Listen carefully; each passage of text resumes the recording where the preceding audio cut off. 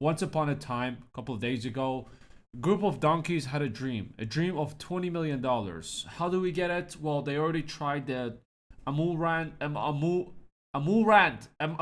way. People already went in. It was a failure. If you go to someone's house, there's a very high possibility you're going to get shot. It's not worth it. So let's do it. Let's use our brains and let's do it digitally. Let's steal some data and let's threaten the crypto wallet app called Coinbase. Let's threaten the whole company. Let's threaten the founder that if they don't give us $20 million, we're going to leak everyone's information. And indeed, they did get their 20 million, but not the way they wanted. They got $20 million bounties on their head. Now, this is only shit you see in the movies. The founder literally made a whole like 2.5 minute, almost 3 minute video talking like very calmly. So I would like to inform everyone. First of all, this is what happened. I would like to inform that we got this threatening message and they wanted 20 million, but I thought about it a little bit for like 3 seconds and I was like, you know what? I have a better idea. I will give $20 million to anyone who has information that can lead to these donkeys' arrest. Fellas, run away from your parents. Your parents will even sell you out for $20 million. I know mine will. Hey everyone, I want to make you aware of a disturbing email that we received recently at Coinbase. It was a ransom note demanding $20 million in Bitcoin in exchange for these attackers not releasing some information they claim to have obtained on our customers. Now, we like to do things transparently here at Coinbase, and so I'm going to respond publicly to these attackers by saying no. We are not going to pay your ransom. In fact, I have a few next steps in mind that I'm going to share at the end of this video. We did an investigation here, and these attackers have been approaching our overseas customer support agents, looking for a weak link, someone who would accept a bribe in exchange for sharing some customer information with them. Now, our support tools have limited access to customer information. There was no passwords or private keys or funds accessed as part of this. But customer support agents do have access to personal information like name, date of birth, address, etc. And attackers still want access to this information because it allows them to conduct social engineering attacks where they can call our customers, impersonating Coinbase customer support, and try to trick them into sending their funds to the attacker. Now, online scams, aka digital theft in 2025, are just there are too many people in this profession. Like, I remember back in the day, it was way less than what it was right now. Now, it's a full-time job, dedicated shit that people put their mind and soul into it. Everyone's dream job at the beginning is they want to be a social media influencer, like a YouTuber or something. Their second dream in 2025, if you ask kids, they want to be a crypto rock puller. Especially in India, it's one of the most popular professions out there. Rock pulling doesn't really work over there. They still do it, but mainly they focus on identifying themselves as Kevin or John and giving a call to states or other countries and just trying to rob the elderly. And it used to be much simpler back in the day. I remember like 10 years ago, one of my friends, his whole wallet got robbed. His whole bank account was emptied. He had like $1,000 inside. And it all happened because some guy called him and said, congratulations, you've won like $100,000. In order for us to send you this money, you need to give us this information. Your name, your account number, your social security number, everything. And it was like, wait, how do I know you guys are legit? Our data information now and back then, all whores. They are just being passed around with everyone. Like if you click on a website right now, boom, your data is leaked. What do you think? I don't know if you receive it or not. I receive calls from Switzerland, Egypt, Italy, Spain, Florida, everywhere. I don't obviously I don't answer it, but they call me because my data, my phone number, my name, it got leaked, and obviously I don't answer it. You're gonna come across a lot of rookies who don't know what they're doing, and you can call out the scam like this. Some of the scammers are well experienced and they know how to get to you. I almost fell for one where Meta, and literally on Instagram said my account is being deleted for a community guideline. I received a DM from Meta. It was the official website of Meta that was DMing me. And it's Meta. It's not like user 788 something.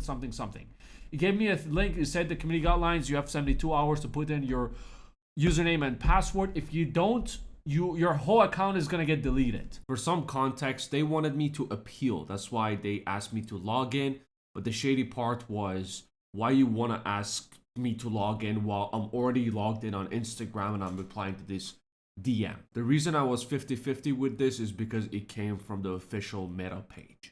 I almost did. I was typing the end of my password. I thought about it for 24 hours. Is it a scam or not? It was from the official page of Meta.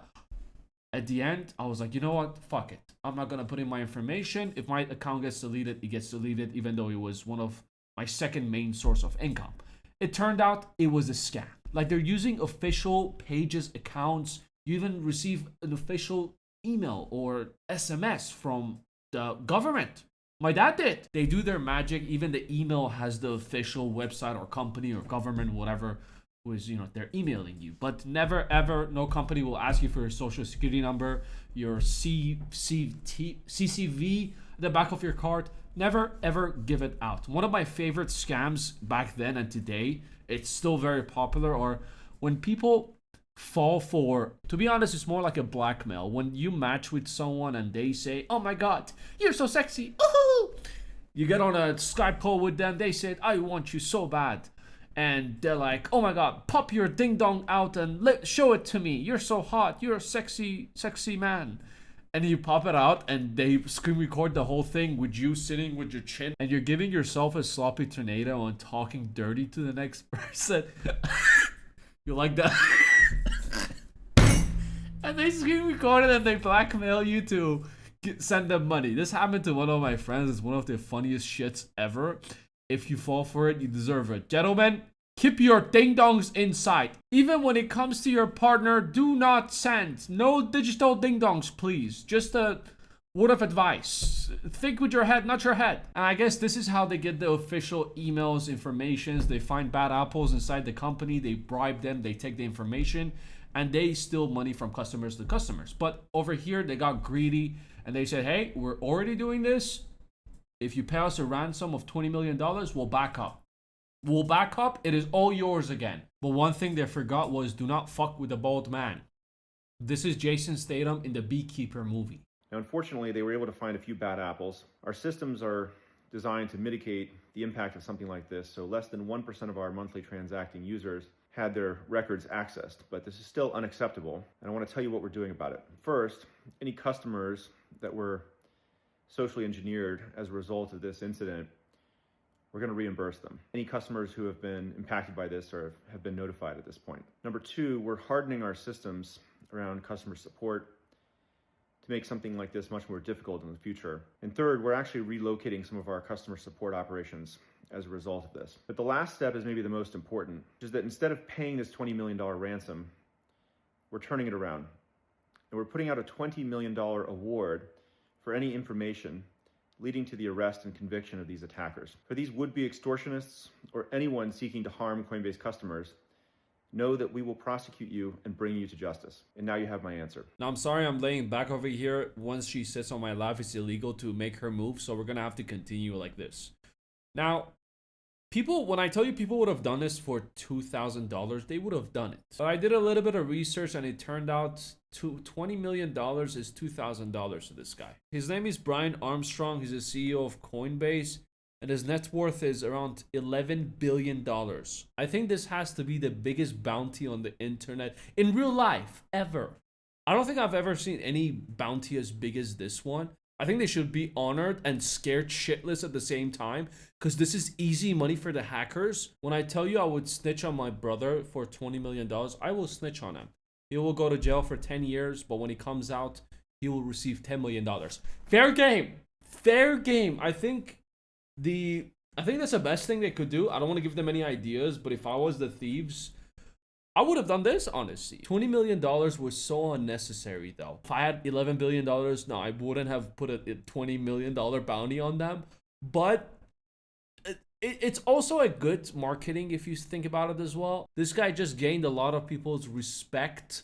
A lot of people like him now, and the video is going viral. Everyone also trusts him that, he's going to take care of this issue by putting a $20 million on them, and he's going to put even more money on advancing the security on it. He said less than 1% of the active users were accessed, and There's a couple of people who lost their money. A couple of people who thought that it's actually Coinbase with the email and they transferred their funds and their money were stolen. Fair game in this situation, and he promised to pay them back. Honestly, this was a very interesting thing that I've seen. I don't think anyone, again, has put like a $20 million bounty on anyone. Now, it's going to be a very complicated task over here to verify who is the one who actually, brought these people to justice, and are they related to him? Is this an inside job to get the $20 million either way? Are they the group of donkeys who asked for the ransom in the first place? Are they related to them? Are they snitching on this? It's going to be a very complicated thing he's going to go through, but do I think he's going to actually pay? Yes, I think he's taking this shit very personal. He doesn't care about money. It looks like a type of person who doesn't care about money. He cares about his work because he loves his work. Anyways, this was interesting. I wanted to share this with you. You take it easy. I'll see you at the next one.